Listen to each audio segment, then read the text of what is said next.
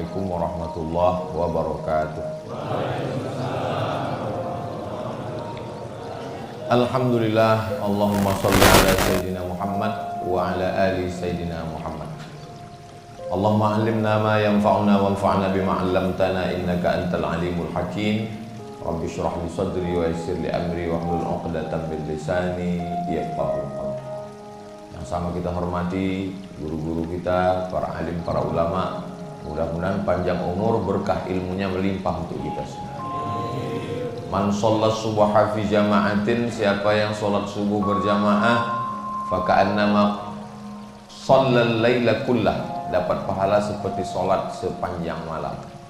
Man sholat subuha fi jama'atin, siapa yang sholat subuh berjamaah, summa qa'ada yadhkurullah, setelah itu dia duduk berzikir mengingat Allah. Jadi majelis ilmu ini termasuk majelis zikir, karena tidak ada kata yang sia-sia. Kita ngaji, setelah itu hatta tatlu asyams, sampai terbit matahari.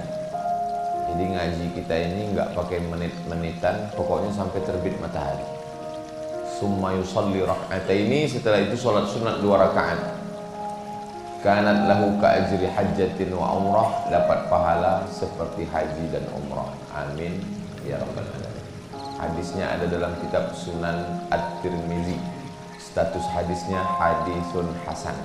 Hadis hasan, tidak ada ikhtilaf, perbedaan pendapat di kalangan ulama. Hadisnya bisa dijadikan sebagai dalil beramal. Kalau bisa dilaksanakan setiap hari bagus, nggak bisa tiap hari ya sebulan sekali, nggak bisa juga setahun sekali, nggak bisa seumur hidup sekali, nggak juga bisa mati aja. Alladzi khalaqal mauta, Allah yang menciptakan mati, wal hayata, Allah menciptakan hidup. Untuk apa Allah buat kita hidup sampai subuh ini? Liyabluwakum ayyukum ahsanu amala, untuk menguji siapa yang paling baik amalnya. Mudah-mudahan amal kita ini amal baik, ikhlas, bisa dibawa sebagai bekal menghadap Allah Subhanahu wa taala. Amin ya rabbal alamin. Biasanya pengajian ada balehonya, ada judulnya. Ini subuh ini judulnya, ya terserah saya aja.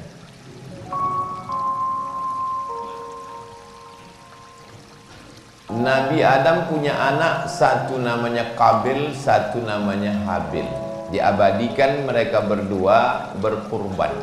Idz qarraba qurbanan, ketika mereka berdua berkurban. Fatuqubbila min ahadihima, diterima kurban dari salah satunya, kurban Habil.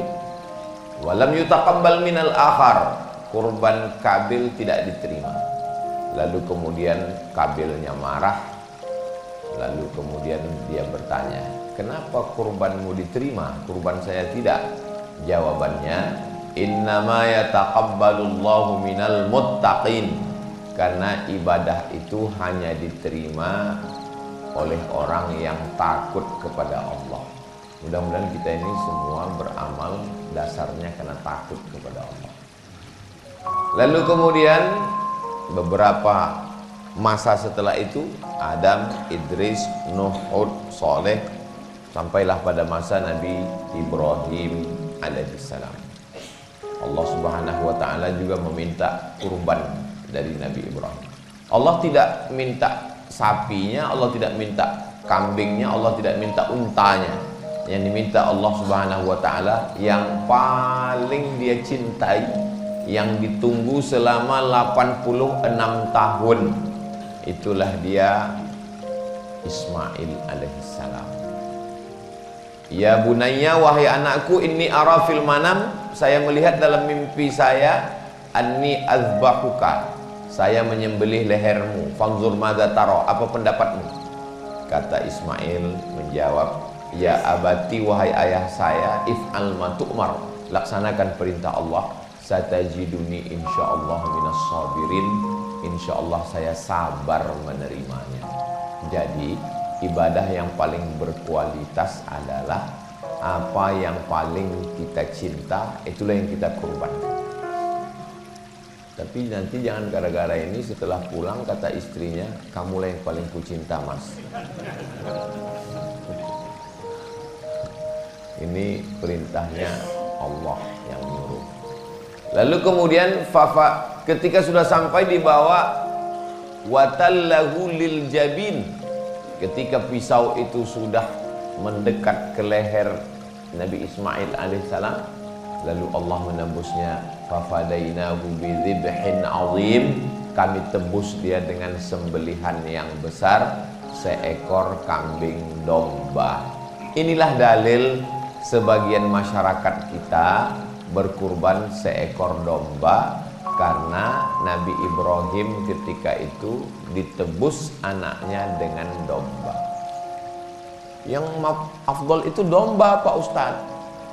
Saya bilang, ya nanti saya cari dulu di kitab, pokoknya domba. Ternyata dia jual domba. Dia bilang yang afdol domba.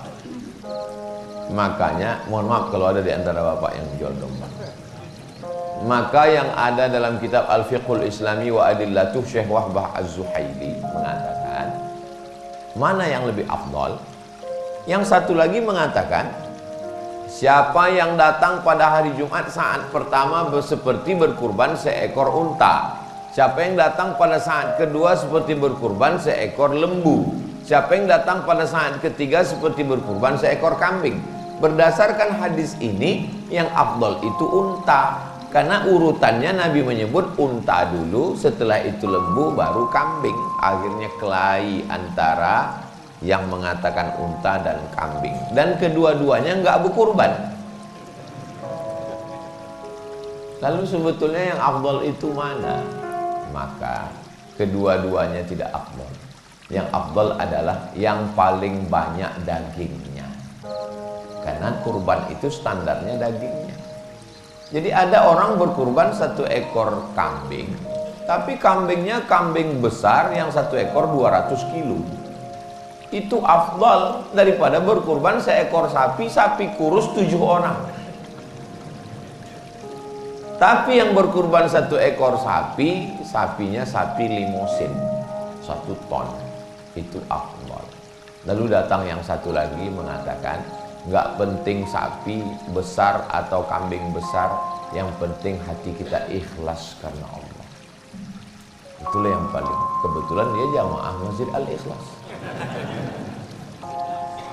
Berapa banyak orang yang berkurban nggak dapat pahala kurban, tapi berapa banyak orang yang nggak berkurban hanya niat kurban dan sudah dapat pahalanya karena dia dengar kata sambutan dari Ustadz Heru. Mudah-mudahan kita semua dapat dua-duanya, pahalanya dapat dan kita berkurban insya Allah. Jadi masalah hewan kurban ini, siapa yang paling banyak dagingnya dinikmati oleh fakir miskin, itulah ibadah kurban yang paling utama. Lalu yang dilaksanakan oleh Nabi SAW dua-duanya. Riwayat yang pertama, Nabi mengambil seekor kambing, kepalanya di sebelah kiri, kakinya di sebelah kanan, menghadap ke arah kiblat. Kambing yang pertama Nabi menyebutkan Bismillahi Allahu Akbar. Kenapa bismillahnya nggak sampai habis Bismillahirrahmanirrahim? Karena nggak sesuai. Bismillahirrahmanirrahim dengan nama Allah yang maha pengasih dan penyayang. Kalau sayang kok dipotong? Itu kenapa bismillahnya cuma sampai Bismillahi Allahu Akbar, dengan nama Allah, Allah maha besar. Allahumma hadza an Muhammad wa ali Muhammad. Ini saya sembelih dari Muhammad dan untuk keluarga Muhammad sallallahu alaihi wasallam. Menurut ulama, inilah dalil bahwa kurban itu boleh untuk orang meninggal dunia. Mana dalilnya? Itu kan nggak ada disebut orang meninggal dunia. Karena waktu Nabi menyembelih hewan kurban itu, dia katakan ini untuk Muhammad dan untuk keluarga Muhammad sallallahu alaihi wasallam. Ketika itu Khadijah sudah meninggal dunia. Kambing yang kedua, Bismillahi Allahu Akbar, Allahumma hadza an Muhammad wa ummati Muhammad. Inilah kurban untuk Muhammad dan untuk umat Muhammad sallallahu alaihi wasallam. Ini juga dalil kalau seorang suami berkurban, maka ahli baitnya, istrinya, anaknya sudah dapat. Kenapa? Karena waktu menyembelih itu Nabi mengatakan ini untuk Muhammad dan untuk keluarga Muhammad. Oh, jadi kalau begitu Ustadz, satu kambing bisa untuk satu kelas. Makanya di beberapa sekolah dilaksanakan satu kelas, anak pelajar siswa 30 orang, satu ekor kambing. Itu bukan kurban, karena kambing itu satu orang satu kambing. Tapi kalau ahli bait, anak istri bisa satu kambing untuk satu ahli bait. Tapi itu satu kelas, nggak ada orang satu kelas ahli bait.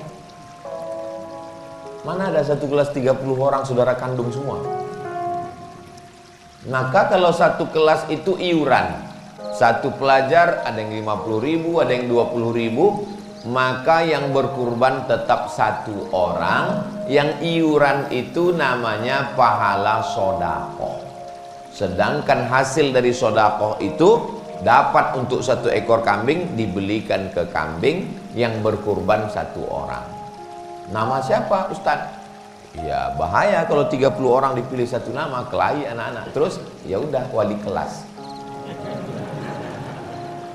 Selesai.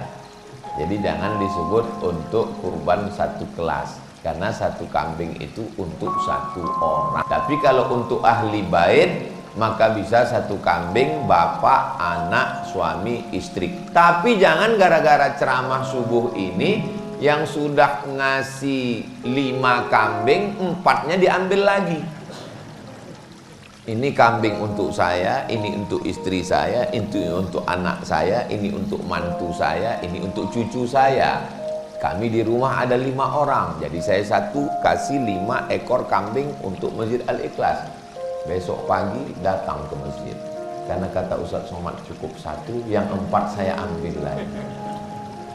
Kalau mau afdal, satu orang 1 ekor kambing. Ini hadis tentang kambing. Lalu hadis tentang sapi, naharna ma'an Nabi sallallahu alaihi wasallam amal Hudaybiyah. Kami, kata sahabat Nabi, pernah berkurban pada tahun Hudaybiyah. Tahun Hudaybiyah adalah ketika Nabi dan sahabat berangkat umroh, lalu kemudian tertahan di satu daerah namanya Hudaybiyah. Hudaybiyah itu lebih kurang 22 km dari kota Makkah Al-Mukarramah. Sekarang namanya sudah berubah menjadi Sumaisi, tempat checkpoint waktu kita masuk dari kota Jeddah.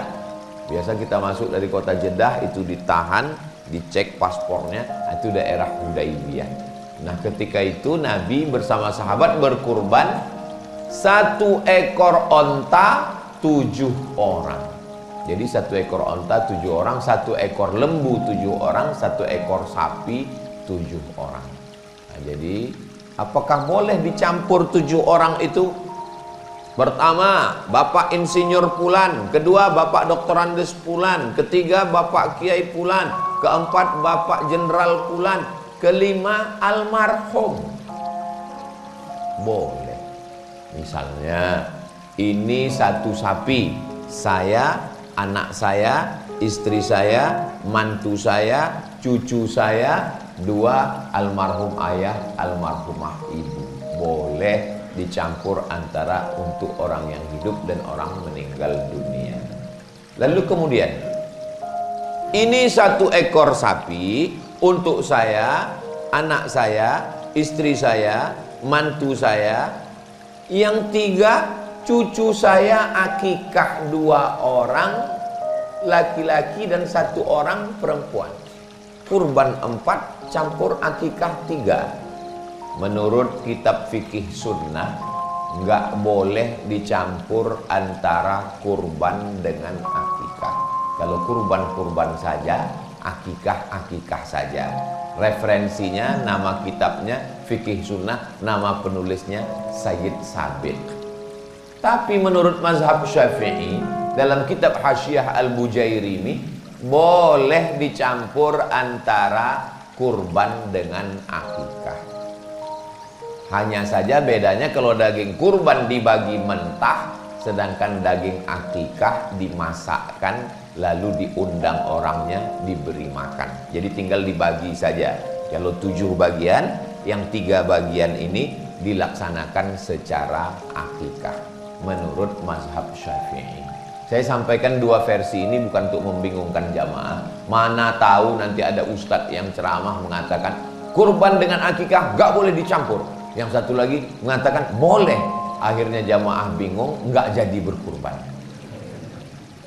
Jadi yang mengatakan nggak boleh berarti dia pakai referensinya kitab ini. Yang mengatakan boleh berarti dia pakai mazhab Syafi'i dari kitab Hasyiah Al-Bujairimi. Silakan saja, perbuatan ini baik. Nabi SAW berkurban pada waktu haji wada. Beliau menyembelih sendiri 63 ekor unta. Dia sembelih. Setelah selesai 63 ekor. Waktu itu Nabi haji wada umurnya 63 tahun. Berkurban 63 ekor unta.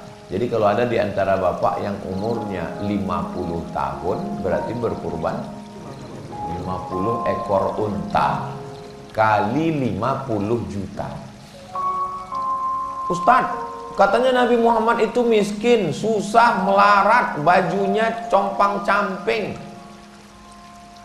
Ya, cobalah pikirkan. Kalau memang Nabi itu miskin, susah, berkurban 63 ekor unta. Unta yang paling murah 50 juta. Sebetulnya harganya lebih mahal, tapi karena kita udah lama kenal, ya 50 juta. Bayangkan itu. Nabi itu kaya, cuman hidupnya bersahaja. Dan di total semua, setelah Nabi sembelih 63 ekor, pisaunya diberikan Nabi kepada Sayyidina Ali. Ali lanjutkan. Sayyidina Ali menyembelih lagi 37 tambah 63 sama dengan 100 ekor unta. Sekarang artis menyembelih 1 ekor sapi, viralnya kemana-mana. 1 ekor sapi limosin. Kalau dibandingkan 1 ekor sapi limosin dengan 100 ekor unta, banyak mana? 100 ekor unta. Makanya kalau ada yang mengatakan kurban itu yang mana yang betul Pak Ustadz? Apakah 1 ekor kambing untuk 1 rumah, 1 ekor kambing untuk 1 orang, 1 ekor sapi untuk 7 orang, atau 100 ekor? Kalau kurbannya VVIP 100 ekor. Itu very important person. Itu yang paling hebat. Tapi kalau yang paling bawah, 1 keluarga, 1 rumah, 1 kambing, itu kelas ekonomi. Saya jelaskan ini semua supaya jamaah nggak bingung. Oh, ternyata yang buat 1 rumah 1 kambing ada. Yang buat 1 kambing 1 orang ada. Yang membuat 1 sapi 7 orang ada. Yang buat 100 ekor pun ada. Yang nggak bisa 8 orang 1 ekor sapi. Itu nggak bisa. Yang 1 itu ya udah misahkan diri aja. Tapi nggak bisa Ustadz. Kami ini 1 geng. Kami kebetulan geng kami memang 8. Ya udah kamu 1 kambing, yang 7 ini. Oh nggak bisa, kami harus selalu bersama. Ya amalan ini nggak bisa menurut perasaan kita. Kita ikuti saja sunnah yang sudah ditetapkan oleh Nabi Muhammad Sallallahu Alaihi Wasallam. Ustadz Somad, ya kebetulan di belakang masjid kami ada gereja. Gerejanya ngasih sapi. Terus ya kami mau kurban, motongnya gimana? Apakah waktu menyembelih itu disebutkan Bismillahi Allahu Akbar dari? Sedangkan syarat beribadah itu kan pertama muslim, kedua baligh, ketiga berakal. Nah, sedangkan ini ada tetangga kawan kita di komplek non muslim ngasih sapi. Apakah kita tolak? Yang ada itu tolak bala. Enggak ada tolak sapi. Terus sapinya diterima sebagai hadiah, diterima oleh pengurus masjid panitia sebagai hadiah. Tapi saat penyembelihan disebutkan nama orang muslim. Nama siapa? Ya nama ketua panitia, ketua, sekretaris, bendahara, pengurus, semua namanya dipakai. Kalau ada yang komplain, kasih tahu sama dia, mudah-mudahan tahun depan sampean ketua. Yang penting kan dagingnya dibagi. Kalau disebut nama non-muslim, maka kurbannya tidak sah. Tapi bahwa mereka memberi, itu terhitung sebagai hadiah. Apakah orang yang tidak Islam itu kalau memberi sesuatu dibalas Allah Ta'ala? Ya. Buka bab tentang wakaf. Boleh orang non-muslim memberi wakaf, memberi sodakoh. Jadi kalau ada misalnya kemari, lalu dia datang kasih 100 sak semen ke pengurus Masjid Al-Ikhlas, diterima atau tidak? Terima. Jangan dibilang tidak diterima. Kami mesti fit and proper test dulu, dicek dulu, ini hartanya dari mana. Ya diterima. Tapi bahwa itu menjadi amal di akhirat, syarat amal itu diterima, sebutkan dulu passwordnya. Asyhadu an la ilaha illallah wa asyhadu anna muhammadan rasulullah. Ini Ustaz Somad ini sembarangan ngomong. Biasanya kalau minuman sudah datang, ini bisa 2 jam ceramahnya. Nah, apalagi ada teh manis. Sampai mana tadi hilang banyak. Mana dalilnya? Ketika Nabi mengirim surat ke Alexandria. Jadi waktu itu di dunia ini ada 2 paus. Satu paus yang ada di Vatikan, satu paus yang ada di Alexandria. Yang di Alexandria itu sampai sekarang masih ada. Saya waktu ke Mesir, ada paus Alexandria. Mereka tidak ikut yang di Vatikan. Yang dikirimi Nabi surat yang di Alexandria. Yang bawa surat itu namanya Hatib bin Abi Balta'ah. Surat ini dibaca oleh paus. Namanya Jirjis. Nama mereka biasanya punya 2 nama, nama asli dan nama itu Muqawqis. Dia baca surat Nabi, dia lipat surat Nabi, dia kasih minyak wangi, dia cium, dia letakkan di dalam kotak kayu. Begitulah dia memuliakan surat Nabi.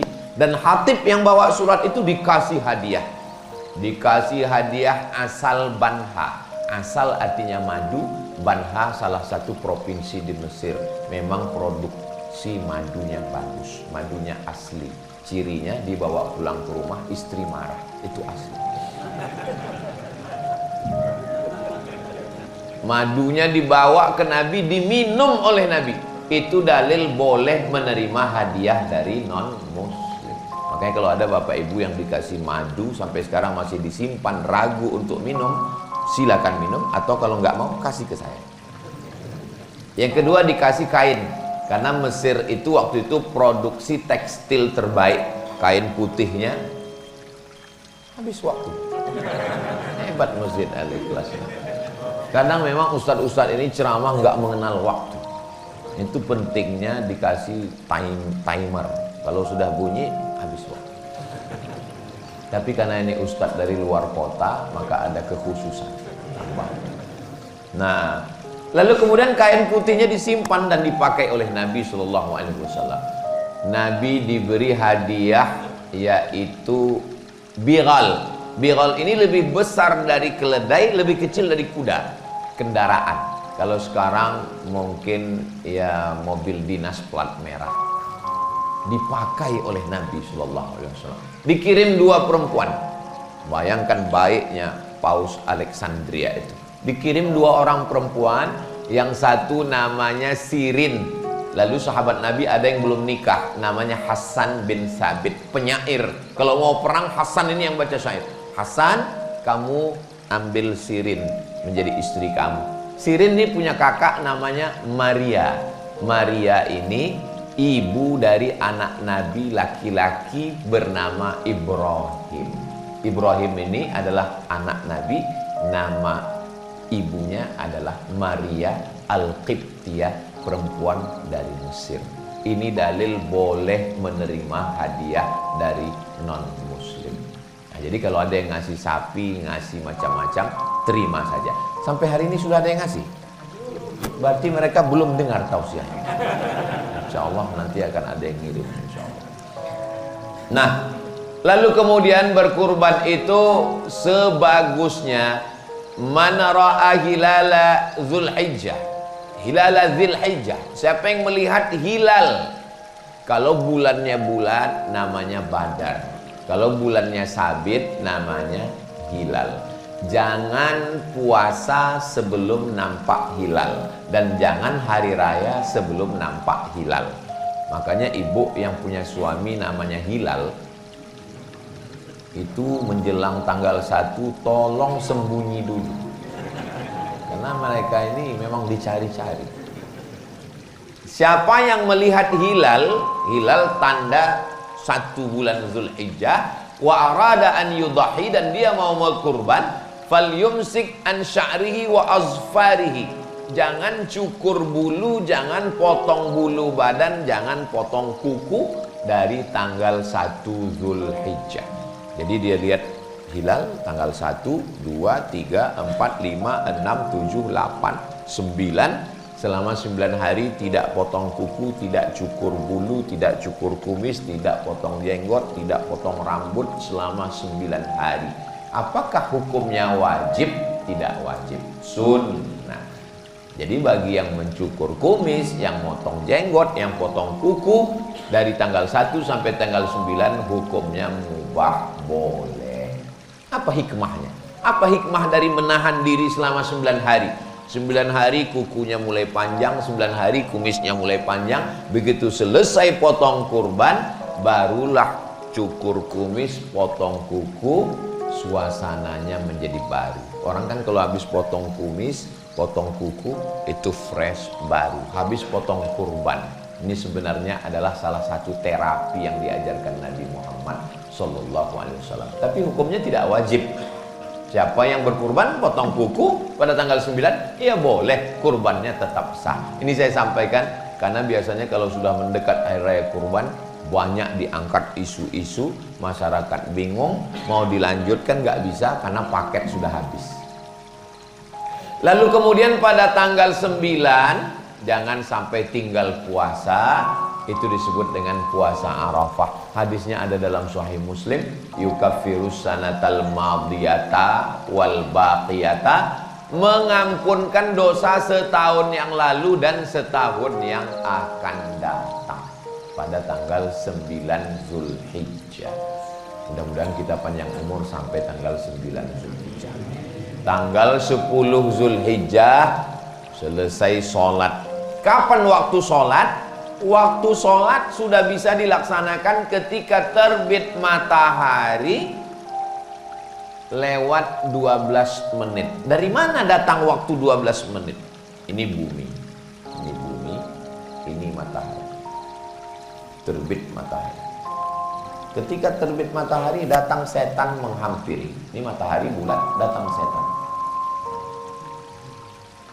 Maka disebut waktu tanduk setan. Makanya kalau ketemu cukup assalamualaikum, jangan assalamualaikum. Ini terbit matahari, datang setan menghampiri, disebut dengan qarnain syaitan, datang setan. Berapa lama? Setinggi tombak. Ini tombak. Setan menghampiri matahari itu selama setinggi tombak. Setelah dihitung menurut ilmu astronomi 12 menit. Terbit matahari, lewatkan 12 menit. Setelah itu setannya pergi.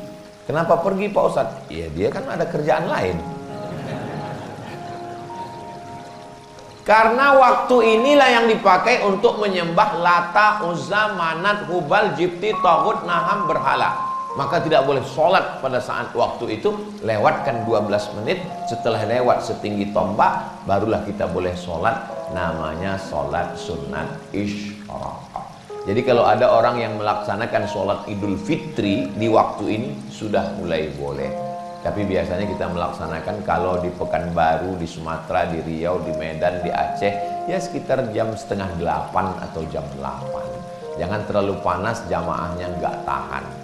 Lalu kemudian mulai bertakbirnya dari mulai tenggelam matahari tanggal 9 sore masuk malam tanggal 10. Allahu Akbar, Allahu Akbar, Allahu Akbar, la ilaha illallah, Allahu Akbar, Allahu Akbar, walillahil hamd. Kadang takbir nih sampai jam 2 malam. Pas dilihat ke masjid nggak ada orang. Ternyata flash disk. Banyak flash disk masuk surga. Yang punya masuk neraka. Nauzubillah. Tolong usahakan kalaupun mau takbir yang ganti-gantian. Takbirnya dari mulai tanggal 10, 11, 12, 13 sore ba'da asar sampai menjelang tenggelam matahari, mengagungkan, memuliakan Allah Subhanahu wa ta'ala. Takbir bukan cuma di masjid. Umar bin Khattab bertakbir di pasar sampai pasar itu seperti terangkat. Ketika mereka bertakbir di Mina, suaranya terdengar sampai ke Makkah. Antara Mina ke Makkah 6 km dan belum ada sound system. Belum ada mikrofon. Berarti suara. Ini kadang banyak orang takbir ini malas-malasan. Pas ditanya, sampean kok gitu? Rupanya masih ada gaji 13 belum cair. Semangat bertakbir. Lalu kemudian setelah sholat disembelih hewan kurban. Dari sholat subuh sampai menyembelih hewan kurban disunnahkan untuk tidak makan apa-apa. Kalau sholat Idul Fitri dianjurkan makan, batalkan puasa. Tapi kalau Idul Adha memang ditahan makan, tapi hukumnya sunnah. Makanan yang pertama masuk adalah setelah menyembelih, fakulu minha, makan daging hewan kurban. Apanya dimakan? Akala min kabidi udhiyati. Yang dimakan Nabi adalah hati hewan kurban. Setelah dibelah, ambil hatinya, cuci bersih karena darah itu najis. Setelah itu kemudian dikasih jeruk. Setelah itu nggak perlu pakai jus. Dikasih garam, bakar, karena kalau daging lama matangnya, tapi kalau hati cepat langsung dimakan. Itulah yang paling afdol sunnah, litabarruk, untuk ngalap barokah. Adapun sisanya, wa at'imul ba'isal faqir, sisanya yang paling afdol adalah serahkan semua ke fakir miskin, the best. Bapak, kami dari panitia ini mau menyerahkan ada 2 kupon. Saya sudah dengar ceramah Ustaz Somad, yang paling afdol serahkan semua. Jadi Bapak nggak mau kupon, saya nggak mau kupon, dagingnya aja. Yang paling afdal makan hatinya sedikit dan sisanya bagikan semua. Ini paling afdal. Tapi kami kemarin Pak Ustadz yang berkurban dapat 2 kupon. Ini bagus karena sebetulnya kambing itu dibagi 3. Ini kambingnya 3, sepertiga untuk yang berkurban, sepertiga untuk keluarga kerabat, sepertiga untuk fakir miskin. Jadi kalau dagingnya dapat 100 kilo, sebenarnya jatah kita yang berkurban itu adalah 33 kilo. Tapi jangan gara-gara tausiah ini semua yang berkurban minta sepertiga. Saya nggak mau juga ceramah saya ini merusak tatanan yang sudah kita buat. Panitia sudah mengadakan rapat dan disepakati pekurban dapat 2 kupon. Gara-gara tausiah Ustaz Somad, nanti siang semua datang unjuk rasa minta sepertiga, minta sepertiga. Jadi kalau kita ambil 2 kupon itu belum mencapai ambang batas sepertiga. Yang nggak boleh itu melebihi sepertiga. Itu yang nggak boleh. Kalau ada datang orang kemari, lalu dia serahkan kambing.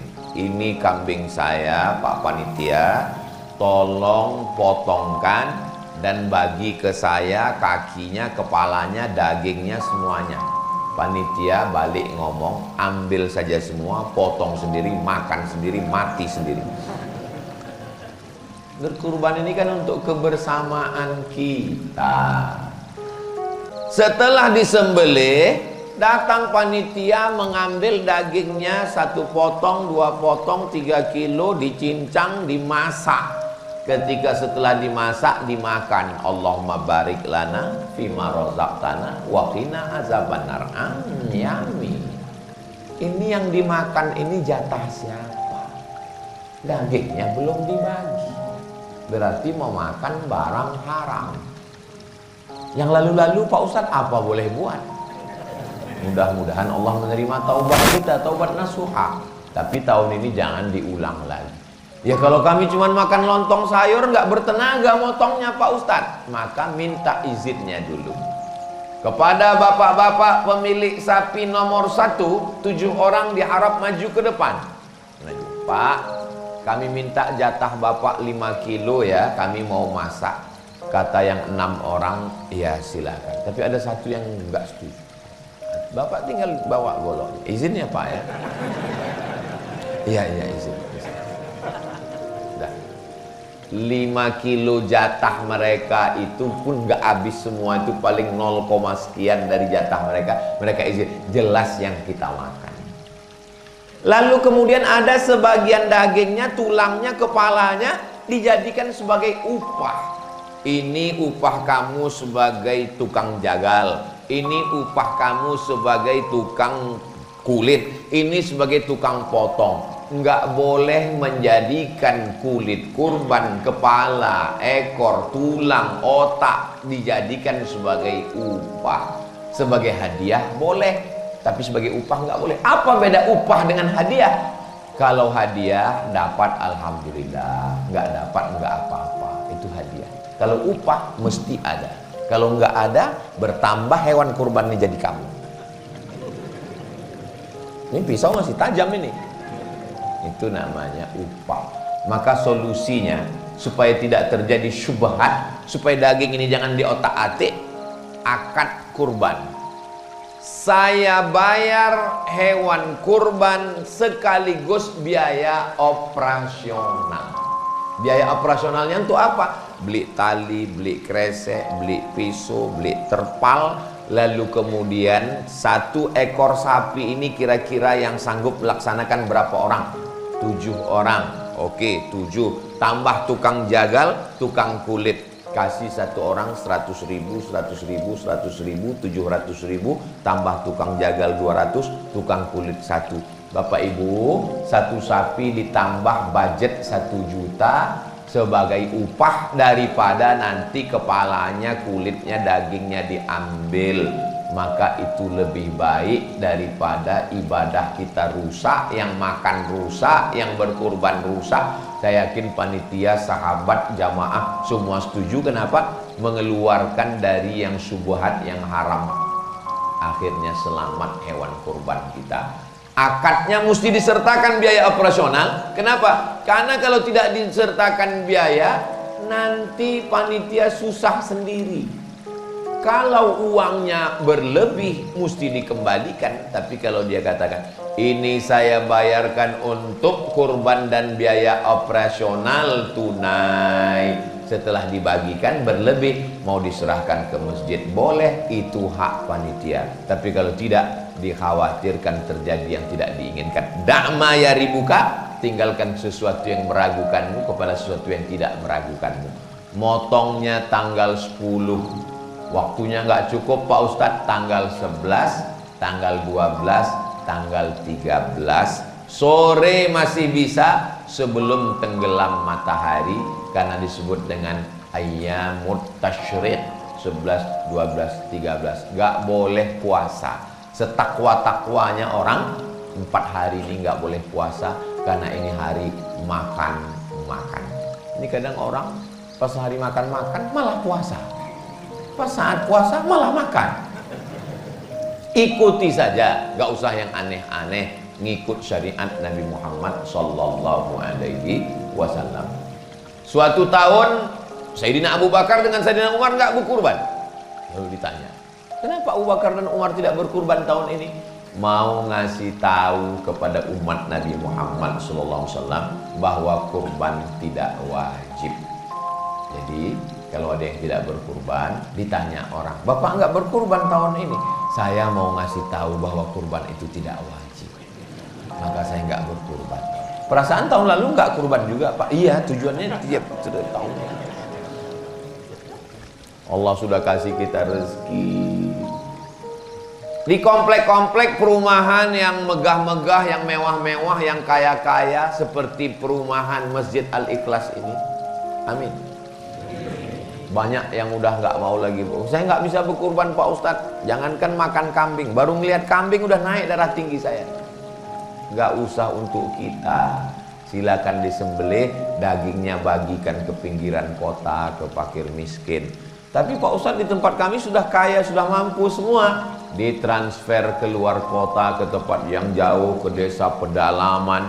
Ada di beberapa daerah, bagi mereka itu melihat kambing itu, karena mereka tiap hari cuma makan ikan.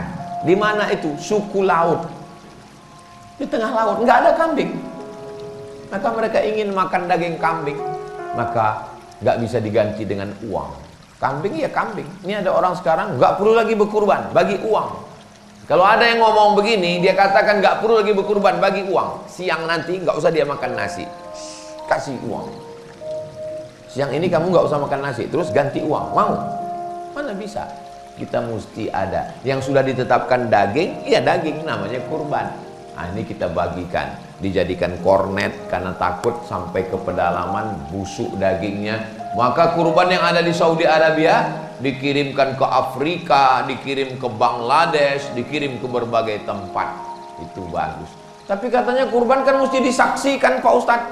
Kalau kami kurbannya cuman www.kurban.com, nggak menyaksikan penyembelihan kurban, hukumnya sunnah. Adapun yang online, yang jauh, langsung kurban melalui QRIS, kurban, scan langsung. Masya Allah, di setiap masjid sekarang sudah ada scan. Bagus, buat scan kurban. Begitu di scan, langsung setiap jamaah, setiap masuk masjid scan. Tapi nggak semua yang scan itu kurban, ada yang cuma foto aja. Begitu scan, langsung Anda mau berkurban, mau pilih sapi limosin, kambing, mau yang VIP, VVIP, ekonomi, langsung transfer, langsung oke. Maka itu kurbannya sah, bagus, nggak masalah. Jangan gara-gara mau mengejar yang sunat lalu kemudian tidak berkurban sama sekali. Innaha la ta'ti yaumal qiyamah, kurban itu nanti akan datang pada hari kiamat, biquruniha, dengan tanduknya, wa azlafiha, dengan bulunya, wa ash'ariha, dengan bulunya, wa azlafiha, dengan kukunya. Tanduk, bulu, kuku itu sampah. Belum pernah orang ngundang saya, "Ustaz Somad, nanti datang ke rumah ya, kita makan gulai bulu dan kuku." Tanduk, bulu, kuku sampah. Apa makna hadis ini? Sedangkan tanduk, bulu, kukunya saja bersaksi di hadapan Allah nanti bahwa orang ini sudah berkurban, apalagi dagingnya, lemaknya, kepalanya, kulitnya, maka semua akan bersaksi di hadapan Allah. Yang sudah berkurban, alhamdulillah. Yang belum daftar, segera daftar ke Masjid Al-Ikhlas, insya Allah. Yang sudah dikasih tahu tetap enggak mau berkurban, innalillah. Fasalli li rabbika wanhar. Allah sudah kasih kita banyak. Inna a'tainakal kautsar. Allah cuma minta dua. Fasalli, salat. Wanhar, berkurban. Salat amal badan, tegak, ruku, sujud, i'tidal, tasyahud, salam. Wanhar, harta keluar, berkurban. Kalau ada orang yang membencimu, mengejekmu, menganiayamu, menyantetmu, membunuhmu, inna syani'aka huwal abtar. Pembencimu nggak usah kau pikirkan, itu urusan Allah, serahkan aja sama Allah SWT. Makanya kalau ada yang membuli, yang mengejek, bacakan itu, inna syani'aka huwal abtar. Yang penting kita sudah beribadah kepada Allah Subhanahu wa Ta'ala. Katanya Pak Ustadz, daging hewan kurban ini nggak boleh dimakan. Kurban nazar nggak boleh dimakan. Saya bernazar kalau anak saya lulus P3K tahun ini saya berkurban, tapi kalau nggak lulus saya nggak berkurban sampai mati. Itu nggak boleh dimakan.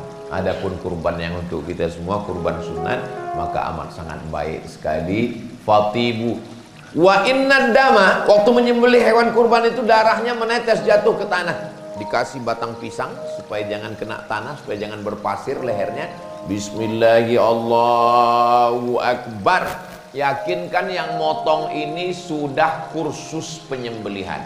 Karena banyak yang tidak sinkron antara keberanian dan ilmu. Ada yang punya ilmunya tapi nggak berani. Siapa itu? Saya. Saya ini Bapak Ibu dikatakan orang ustadz keras. Saya sebetulnya ngomong aja yang keras. Hati saya ini lembut. Sampai sekarang saya nggak berani nyembelih hewan kurban. Itu kami lihat di internet ada Ustadz Somad motong hewan kurban. Itu untuk konten aja. Konten juleha namanya. Juleha itu bukan perempuan, juru sembelih halal. Saya diajak pelatihan, habis itu potong, dikasih pisau. Ustaz Somad berani? Berani saya bilang. Bismillahirrahmanirrahim, Allahu Akbar. Wal awwal wal akhiru, itu yang pertama dan terakhir. Saya ini kalau untuk motong saya nggak sampai hati, tapi kalau sudah dipotong nggak sampai hati untuk membiarkan. Mesti kita selesaikan. Nah, yakinkan penyembelihnya pisaunya tajam, menyembelihnya memang betul-betul putus uratnya sudah. Dan setelah itu jangan sampai yang nyembelih ini punya ilmu tapi nggak berani. Begitu melihat darah banyak, sapinya nggak mati, yang nyembelih pingsan. Panitia tambah kerja baru. Setelah itu kemudian ketika darahnya menetes, wa inna dama la yaqa'u minallahi bimakan qabla an yaqa' minal ardi. Sebelum darahnya menetes ke tanah, ada yang lebih cepat lagi daripada darah itu. Apa dia? Ampunan Allah lebih dulu turun kepada orang yang berkurban sebelum darah hewan kurban jatuh ke tanah. Mudah-mudahan kurban kita tahun ini mengampunkan segala dosa-dosa kita. Anak-anak kita ajarkan, bawa anak, bawa istri, semuanya ikut menyaksikan. Untuk apa menyaksikan? Melihat mati sakaratul maut hewan kurban. Kambing, sapi, lembu, kematian terakhir, habis. Tapi manusia kalau mati belum tentu terakhir. Masih ada pertanyaan mungkar nakir, masih ada hari berbangkit, masih ada padang mahsyar, masih ada titian siratal mustaqim, masih ada pembagian kitab, masih ada surga dan neraka. Hewan itulah yang terakhir, setelah itu habis. Tapi kita, makanya ketika melihat binatang itu mati, di saat itu kita sedang sadar, saya pun juga akan mati menghadap Allah Subhanahu wa ta'ala. Sapi ada 10 ekor. Ketika satu ekor sapi sedang meregang nyawa, 9 sapi itu tetap makan, tetap nyantai. Kita sedang diingatkan. Jadi kalau ada hari ini umat Islam yang gak peduli dengan Palestina, Palestina sekarang sedang meregang nyawa, tapi dia tetap enak makan yang produk Amerika. Itu berarti sapi kurban. Enggak ada keprihatinan sama sekali.